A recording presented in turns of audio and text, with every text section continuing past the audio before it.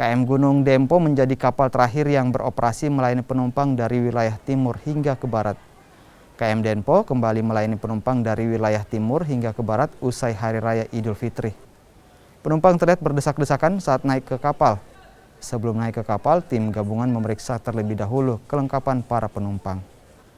KM Denpo akan melayani rute Makassar, Surabaya, dan berakhir di Pelabuhan Tanjung Priok.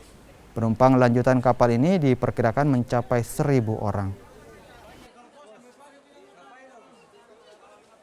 Penumpang yang naik dari Pelabuhan Solo itu berjumlah 900. Kemudian penumpang lanjutan dari Jayapura Manokwari di atas kapal itu 1.000 lebih. Jadi total penumpang yang ada di atas kapal untuk sampai dengan saat ini kurang lebih 2.000 orang sesuai dengan kapasitas kapal. Tujuannya kemana? Ini ke arah barat, yaitu ke Makassar, kemudian Surabaya, kemudian Jakarta. Ini arus mudik ya? Iya, ini arus mudik, puncak dari arus mudik yang kita perkirakan pada hari ini dan kemarin, yaitu pada saat turun Solo. Itu juga terjadi lonjakan penumpang yang cukup besar, diperkirakan 2.000 juga waktu hari kemarin dan hari ini.